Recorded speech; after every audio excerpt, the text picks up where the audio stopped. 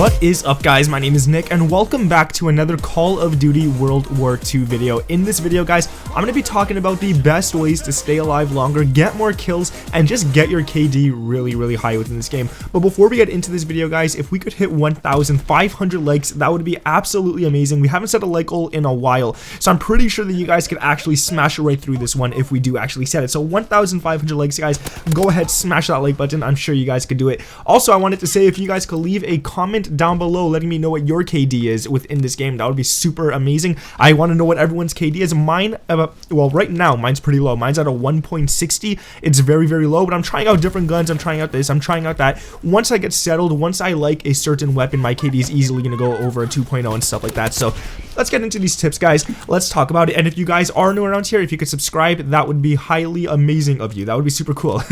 But I wanted to let you guys know that even though I'm giving you these tips and I upload gameplays on YouTube where I go like 25-3 or like 30-1 and stuff, I want you to know that I have a lot of bad games as well. I don't just get on COD and every game I go 30-0. No, I have a lot of bad games as well. But these tips are really going to help you guys out at the end of the day, and hopefully you guys can stay alive as long as possible. So let's go straight into it, guys. The first two tips that I could give you guys is actually stuff that happens in the menu. It doesn't even happen within a game. It's nothing that you have to do to change your gameplay. It literally happens in the menu. And the first one is going to be to change your sensitivity. If your sensitivity is too low, you're gonna have to move your joysticks a lot to aim at someone. If someone's behind you, there's no way you're gonna turn around on him in time to even have a chance to get the kill. But if your sensitivity is at the right exact middle or whatever you like the most, that gives you like enough time to turn on someone, there's a 50% chance that you will actually kill that guy turning on him.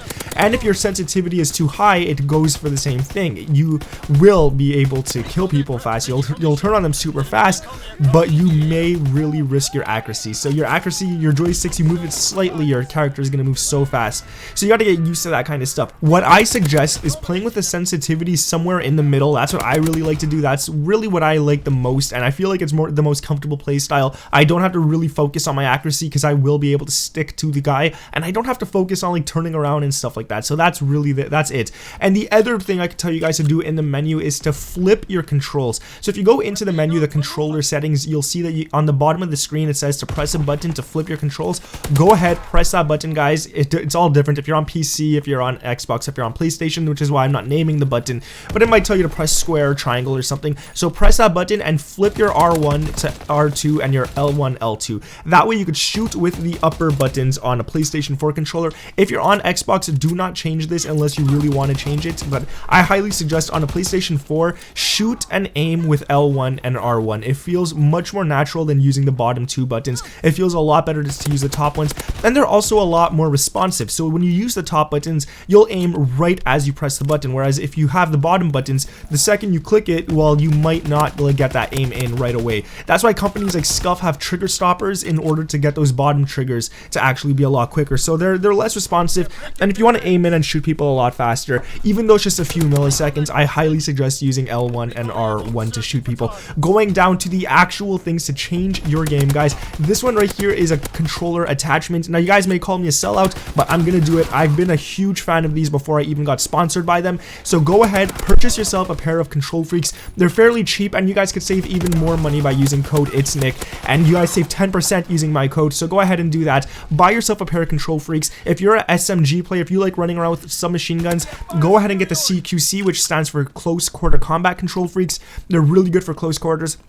If you like ARs and snipers and all that, get a long stick. But really, I use a long stick for everything. I use it for SMGs as well. They're so comfortable. I love it, and my accuracy is a lot better. I can't play without Control Freaks anymore. I don't know what it is. I cannot play without Control Freaks anymore. But if you don't want it, guys, I'm not forcing you. You don't have to get it, obviously. But if you do, go ahead, use code IT'sNick and save yourself 10%.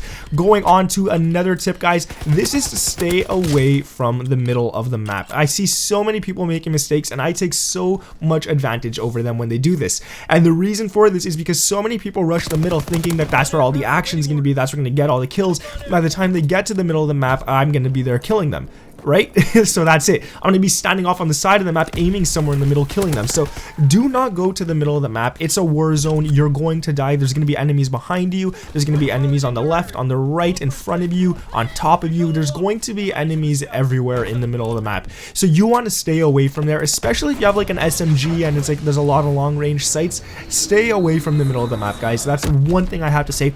Always stick towards the outsides of the map. And here I'm going to tell you guys, use the map to its advantage. If it's a small close quarter map, use an SMG. If it's a wider map, use an assault rifle, use a sniper. Like Gustav Cannon, a lot of people hate that map. That's because so many people are running around with an SMG on that map. That map is definitely not made for SMGs. That's like a light machine gun, assault rifle, or sniper map. I highly suggest using a sniper on that map, but if you guys want to use something else, go ahead. But snipers do really good on Gustav Cannon. Another thing, guys, is watch the radar.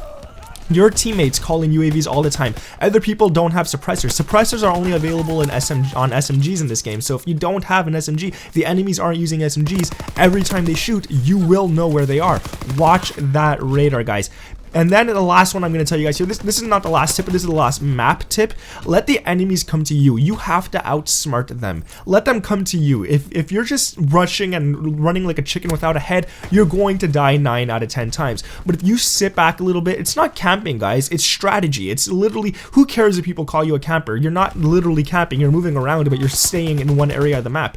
Play the map to its advantage. Kill those enemies. Look at how I outsmarted this enemy here. He shot at me. I ran around. I played them out to its advantage. I didn't challenge him. I have an SMG. Why would I challenge someone head glitching? I played them out to its advantage, and as you can see, I end up getting the kill, which is really important. And that's what you guys want to do. You want to get those kills. Another one I'm going to tell you guys is, if an enemy kills you, this is probably the most important tip, and this is one that a lot of people, including myself, fall guilty of. So I do this as well, guys. This is one thing you want to stop. Once an enemy kills you, do not challenge him again. Don't go to where he is on the map. He knows you're coming back. He's waiting for enemies to come. He's waiting for you to come. He's going to be head glitching. He's going to be holding off the map. So you're going to shoot him. You're going to die. Do not get angry. Do not seek revenge. It happened. Let it go. You will get more kills within the game. And if you keep chasing him, he'll just move to different corners of that area in the map, and he'll keep killing you over and over and over and over again, which is so annoying. Going down to another tip, guys, if you miss a few shots at long range, let's say you have an assault rifle and you miss a bunch of shots at long range,